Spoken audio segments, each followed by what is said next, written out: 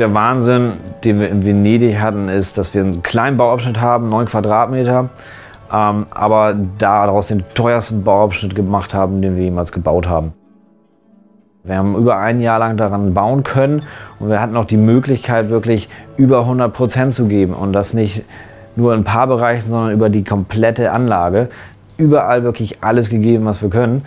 Und die Möglichkeit, dass wir mal zeigen können, wie gut können wir eigentlich bauen, wie detailliert können wir bauen, ist eine Besonderheit, die wir in Venedig erstmalig so hatten. Mit Baukosten von über 1 Million Euro auf 9 Quadratmeter, das ist schon ziemlich abgefahren. Das ist der teuerste Quadratmeterpreis, den es in Hamburg gibt, der steht bei uns im Wunderland. Unser Venedig steht alleine, wir haben keinen Bezug zur restlichen Anlage, wir haben keinen Zug, der dahin verkehrt.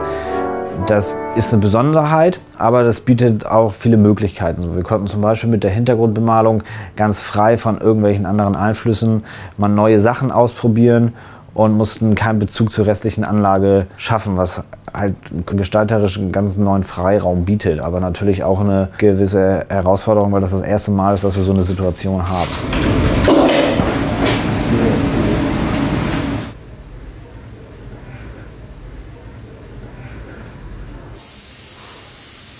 Wir haben kurz vor dem Gießen die Farbe des Gewässers noch mal geändert. Wir waren erst sehr grünlastig und sehr einfarbig. Freddy und Gerrit hatten sich das angeguckt und haben da viel mehr Blau gesehen in ihrer eigenen Vorstellung. Dann haben wir den mittleren Bereich, den tiefen Bereich noch ein bisschen blauer gefärbt, um auch deren Meinung da so ein bisschen mit einfließen zu lassen, weil es immer so ein Entwicklungsprozess ist, der von vielen Leuten getroffen wird. Und man fängt irgendwie an und muss gucken, wie kriegen wir das Bild hin, was wir wollen. Und jetzt haben wir die Fläche gegossen und ich bin damit auch total zufrieden, obwohl ich am Anfang eine ganz andere Vorstellung davon hatte, wie sie aussehen müsste.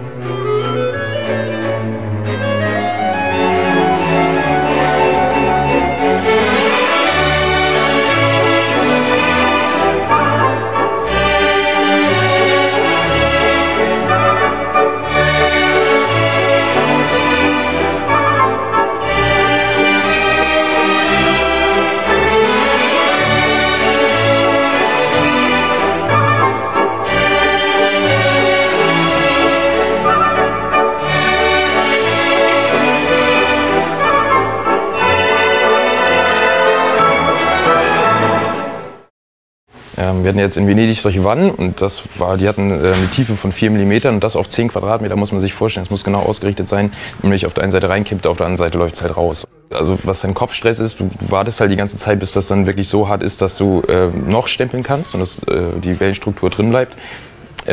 Aber dass es auch nicht zu hart wird, weil das geht dann wirklich schnell. Das sind so 10 Minuten, die man Zeit hat. Ja.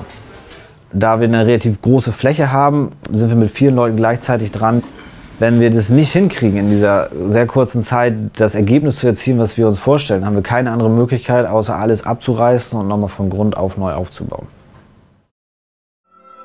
Das Neue in Venedig war halt, dass wir kein offenes Meer haben, sondern diese ganzen kleinen Kanäle. Und dafür haben wir extra neue Stempel gemacht. Und ja, man muss dann halt immer in dieser kurzen Zeit, die man dann hat, bedenken, wie strömt das Wasser da durch, in welche Richtung. Also immer natürlich die Flussrichtung beachten, aber auch, wie geht es dann in die Kanäle rein und wo wirbelt sich das Wasser auf, wo sind die Ecken, wo sind keine Wellen, gibt es ja auch mal. Genau, das war ja, anspruchsvoll, beziehungsweise anders, als wir das eigentlich gewohnt sind.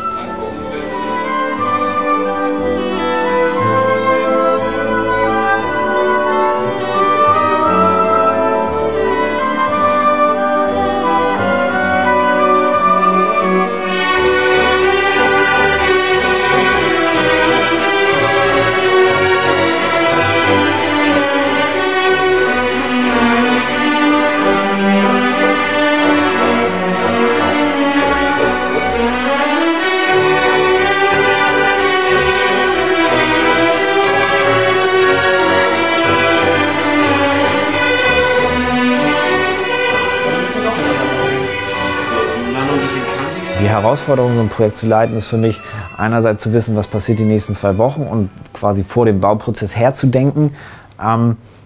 Und andererseits natürlich den Bauprozess ganz aktiv zu begleiten, um auch Einfluss darauf zu nehmen und vielleicht Entscheidungen zu treffen.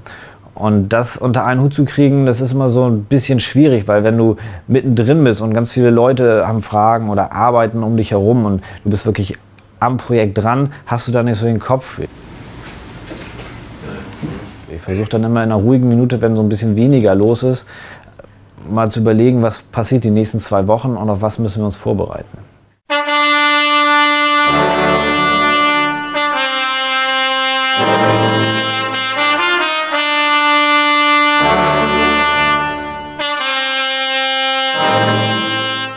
Wenn man an Venedig denkt, denkt man sehr schnell an Gondeln. Wir haben geguckt, ob es vielleicht irgendwas Fertiges am Markt gibt, was wir verwenden können. Haben leider gar nichts gefunden, mussten demnach einen kompletten Eigenbau machen. Das führte dann schnell zu unserem Problem mit dem Maßstab. Hätten wir sie genau in unserem Maßstab gebaut, wäre es eine sehr große Gondel geworden und hätte das nicht ins Gesamtbild gepasst. Demnach haben wir sie in der Größe ein bisschen kleiner geschummelt, mussten aber darauf achten, dass die Figuren mit der Gondel zusammen ein harmonisches Bild abgeben. Am Anfang haben schon Michel und Sönke jeweils mal einen Prototypen gebaut und dann hat sich das wieder irgendwie so im Wasser verlaufen, weil die andere Aufgaben hatten und dann habe ich mir die beiden Prototypen noch mal geschnappt und dann aus den beiden noch mal so ein Master-Prototyp gefertigt quasi und von den 150 Gondeln auf der Anlage habe ich 50 gebaut und pro Gondel braucht man schon so einen halben Tag bis einen ganzen Tag. Es hängt dann immer davon ab, wie aufwendig die sind.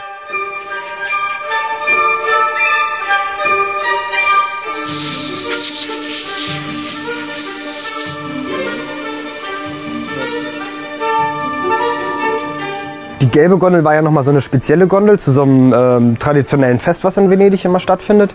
Und da habe ich so einen Prototyp quasi genommen oder so eine gegossene Gondel, wie wir sie sonst normal benutzen, und habe die dann noch mal umfunktioniert.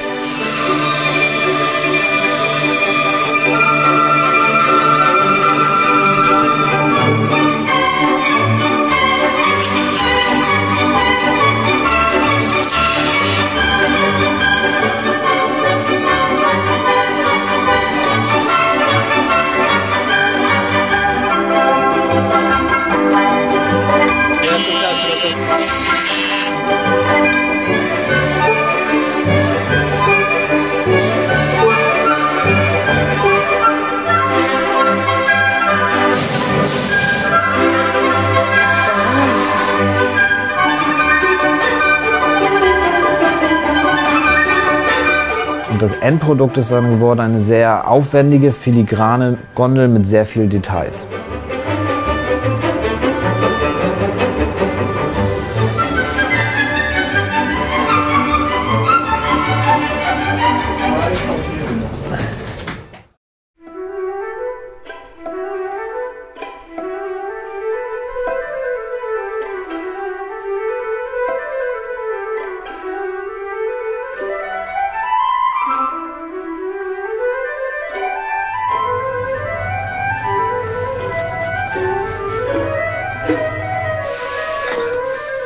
Für mich sind die wichtigsten Gebäude in Venedig die Gebäude um den Markusplatz. Wir haben da die Basilika, den Dogenpalast und die Prokuratien. Für mich war es sehr wichtig, dass wir sie bauen und dass wir da auch ein ganz besonderes Augenmerk drauf legen, dass wir einen hohen Wiedererkennungswert schaffen.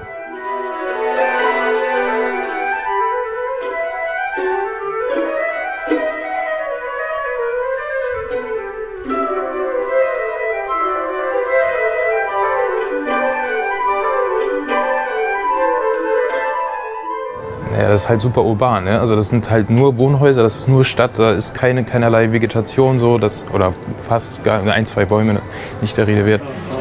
Wenn ich an Frankreich denke, dann denke ich an Landschaften und nicht direkt an Paris. Das mag vielleicht anderen Leuten anders gehen, aber bei vielen ist es ja so. Oder Italien, dann denkst du an die Küste oder was weiß ich. So, und das ist da schwieriger zu transportieren. Deswegen musste man da auch, glaube ich, eher so also das über die Gebäude machen, was halt nicht so einfach ist.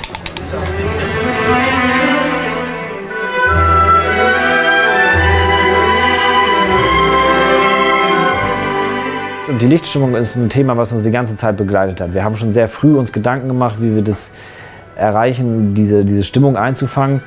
Welche Lichtfarben nehmen wir, wie viel Licht machen wir in den Gebäuden und wie viele Straßenlaternen setzen wir. Da haben wir viel drüber gesprochen, viel ausprobiert und auch viele Ideen dann wieder verworfen.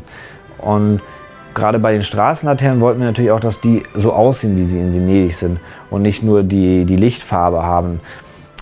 da blieb uns dann schnell keine andere Möglichkeit, als die ganzen Straßenlaternen wirklich selber zu bauen, damit die in Optik und Farbe und Größe auch dementsprechend, wie die auf den Bildern so wirken. Und dieses Zusammenspiel, und das war eigentlich die Herausforderung, weil man sieht das fertige Ergebnis erst relativ zum Ende. Haben wir genug Licht? Ist die Lichtstimmung die richtige? Ist es zu wenig Licht? Müssen wir dann noch nacharbeiten? Das war so ein Prozess, der hat uns jetzt nicht schlaflose Nächte gekostet, aber wir haben sehr viel ausprobiert und mussten da auch an manchen Stellen dann doch noch mal größer nacharbeiten, dass wir wirklich diese Stimmung erreichen, die wir uns am Anfang als Ziel gesetzt hatten. Also vom Beleuchtungsaufwand her ist es nicht anders als sonst.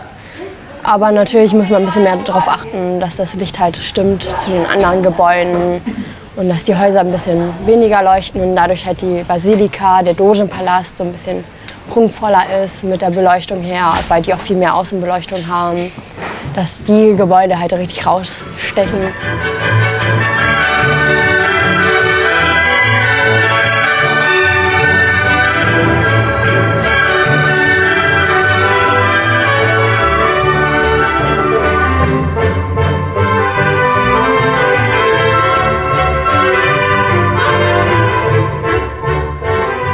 Wir haben in Venedig ja keine Züge, die eine allgemeine Bewegung in diesen Bauabschnitt reinbringen. Wir haben auch kein K-System. Es ist ein sehr stiller Bauabschnitt. Wir haben versucht, über die Knopfdrücker so ein bisschen Bewegung mit reinzukriegen. Wir haben zum Beispiel die Gondeln, die auf dem Wasser leicht schaukeln, oder das einstürzende Haus, wo wir ein ganzes Haus zum Wackeln gebracht haben. Oder auch auf dem Markusplatz zum Beispiel die Tauben, die aufgescheucht werden und aufsteigen. Ja, das Besondere an den Tauben war halt, dass diese Tauben so winzig sind. Und auf diese winzigen Tauben, um die beweglich zu machen, musste ich halt irgendwie eine Mechanik ranmachen. In dem Fall ist das ein ganz feiner Draht geworden. Der hat nur 0,3 mm Durchmesser. Und den in die Taube reinzukriegen, war an sich schon eine Schwierigkeit. Also ich bin am Ende dazu übergegangen, ihn einzuschmelzen, weil reinbohren und verkleben, wie wir es standardmäßig gemacht hätten, funktioniert einfach nicht. Ja, das sieht gut aus.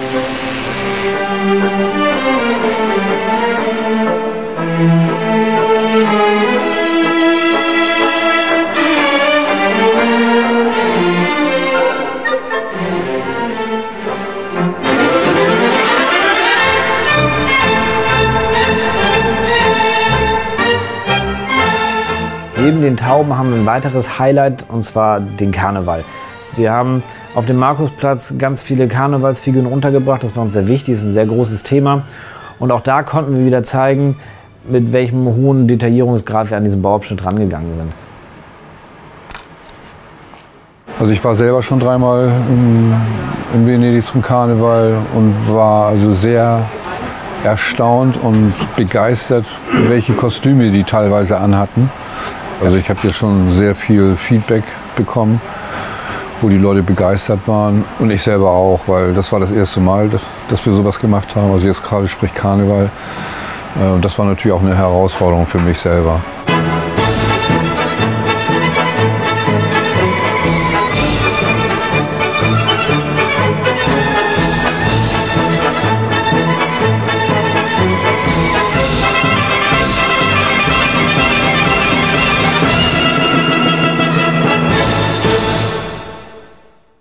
Wir haben während des Bauprozesses viele Bilder von unseren eigenen Modellen gemacht.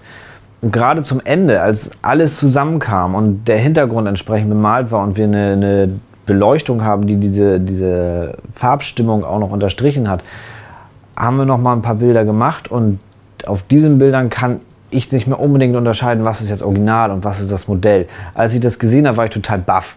Das hat mich sehr stolz gemacht, dass wir das so hingekriegt haben, dass wir so mit den Möglichkeiten, die wir haben, die so einzusetzen, dass wir so ein hochkarätiges Modell schaffen, wo man nicht mehr weiß, ist das jetzt ein Bild von unserem Venedig oder ist das ein Originalbild aus Venedig.